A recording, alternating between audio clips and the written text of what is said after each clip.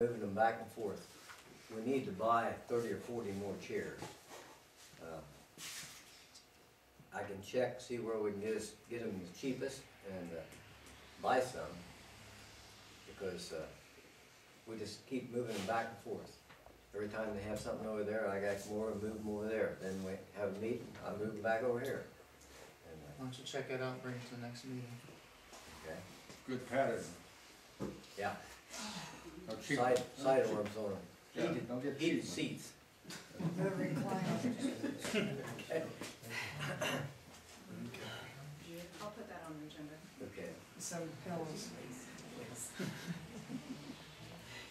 Okay, I think that's it.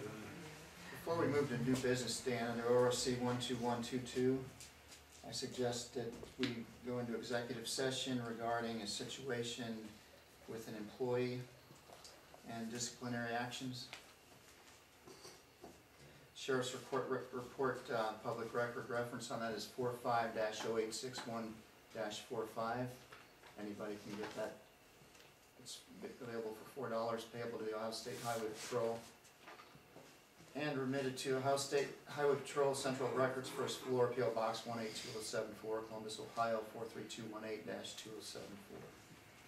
So I move we move into executive session for that matter. Alrighty, I'll second it. I'll remind the board there's a certain protocol that has to happen for that to occur, and I would suggest we would move to the other room. Okay. We have a second, so I I'll have second. discussion. Under discussion, I'd like to recommend that we talk to the county prosecutor first and suggest that we have legal counsel in the meeting with us when we do this. We can either do this at a special meeting, or we don't have to advertise it if we do it at next month's meeting. I think it's imperative that we would have that legal counsel in that meeting to make sure that this meeting's legal, sticks on track, and also he can advise us and make sure, serve possibly as an arbitrator to make sure it's handled properly. Okay. So I think we should do this at the next, actually, because it's a month away, I think we probably should set a special meeting to do that, so the whole month doesn't go by. So I suggest that we decide a date for that. It will have to be advertised if it's not at a regularly scheduled meeting. Well, I think we can just have a regular scheduled meeting.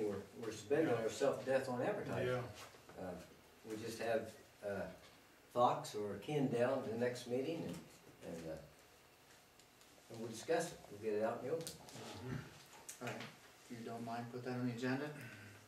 Again, anybody interested in that public record, it's available at the State Highway Patrol, which takes us to some other township business. The incident involved private property and a township worker and our large dump truck. There was $2,588.48 worth of damage done on a private individual's property. The township insurance, because of something called government immunity, does not cover this other than the deductible. The private property owner that was damaged in this, their insurance pays for it with the exception of the deductible. The deductible will be paid by the township's insurance plan. Now, run that by me again. What didn't you get there? The whole thing. Now, you say private property. Yes, sir. Now, Private property is the vehicle, my truck, okay, okay? okay, Insurance, my insurance. right. Township insurance, deductible, that's what our township insurance pays. What else don't you get? Now, what are you saying? Our insurance isn't going to pay anything but the deductible? That's correct, under government immunity, that is how it works. So, now, what you're getting at, because of an accident, which was partly caused by your fault. The report is fully available. I know what the report was, but I was there. I don't have a copy of it, I was there. I know didn't what it get was, one. but I was there, Jeff. Jack asked you 3 times to move that truck. And you didn't move it. When you're working a place like that with a big vehicle, if he meant to hit you, he would have turned it over. You can go out there and look, there's 2 little spots on the tailgate, red paint, what got your truck. But I mean, if it's my vehicle, I don't like to get a scratch on it. If it's my vehicle and someone's coming close to it, I would have moved it without someone asking. But now, accidents happen. I hate it. I don't like to see anyone's vehicle get tore up, but it was an accident. If he meant to hit it, he would have hit it. Don't already would. I believe 258848 is pretty good damage. And what you're doing, you're not talking about an incident, you're talking about a confabulation. So it is what it is, there's a sheriff's You're report. trying to say he done it on purpose, is what you're saying. And let me It tell you could have something. happened if I was in a truck. The incident and the report and the video speak for themselves. Let me tell you something else. The video don't show nothing. We was down there all morning, never seen Will. We had the cul-de-sac about done, we was finishing it up. When we left to come home for dinner, Will pulled in his driveway. When we come back from dinner, you and Will was lived there. He got on the phone, hey Jeff, they're down here doing something. So you guys was down there, Will was nib-shitting, which he had no business doing. Yours, Well, that as a begs trustee, that begs a question. could be there. That begs a question of why you didn't inform me that this project was going on when you decided to move forward with it. well, I tell you, Especially considering the nature of this particular incident, this It never-ending was story. real peaceful until you got shut Okay. up. The point is, I'm a part of this board, and I was not notified about this project. I had more than one resident call me and tell me it was happening. Jeff, And I should have been informed that it was happening.